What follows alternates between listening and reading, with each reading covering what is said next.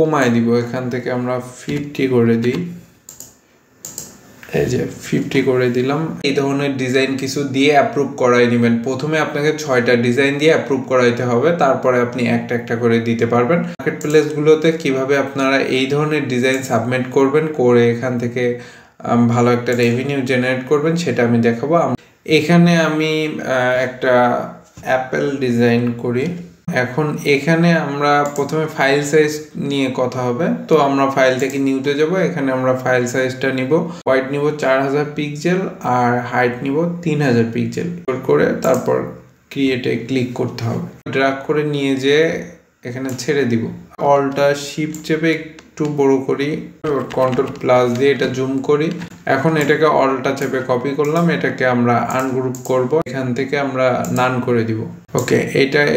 এই কর্নার বরাবর রেখে দিলাম এটাতে একটা ক্লিক করে এখান থেকে ট্রান্সফর্মে ক্লিক করব তারপর আমরা এখানে প্লাস দিয়ে 3000 করে দিলাম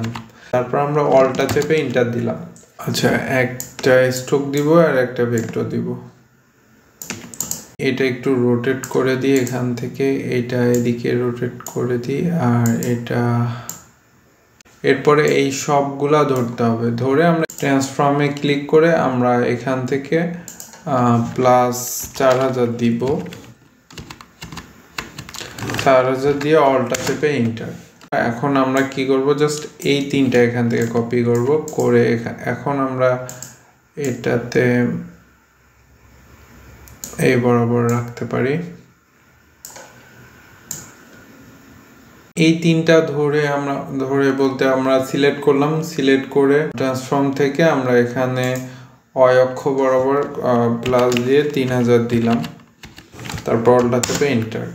এই চারটা নিয়ে নিলাম নিয়ে আমরা ইচ্ছামতো কপি করব অর্থাৎ এখানে আরো চারটা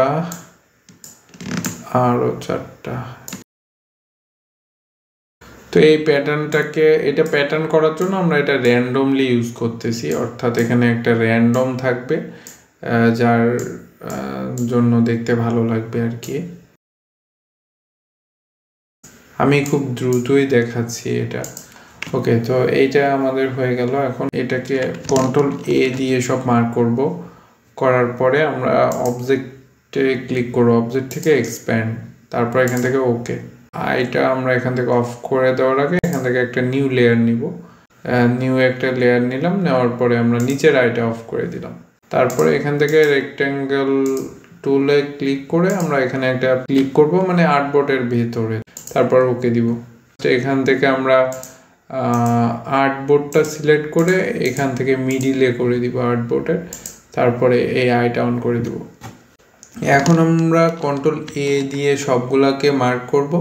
এখন আমাদের পাথ ফাইন্ডার লাগবে উইন্ডো থেকে আপনারা এখান থেকে পাথ ফাইন্ডারটা খুঁজে বের করবেন আমার কিন্তু পাথ ফাইন্ডার অলরেডি এখানে দেখা যাচ্ছে তো এখান থেকে আমি এখান থেকে ক্রপ করে দিব জাস্ট আমার ক্যানভাসের ভিতরের এখন আমি কি করব সোয়াচে যাব সোয়াচটাও আপনি উইন্ডো থেকে নিয়ে আসবেন সোয়াচে যাওয়ার পরে জাস্ট এখানে ক্লিক করে আমি জাস্ট এটা ধরে সোয়াচের ভিতরে ছেড়ে দিলাম হয়ে গেল এখন আমি এটাকে ডিলিট করে দিই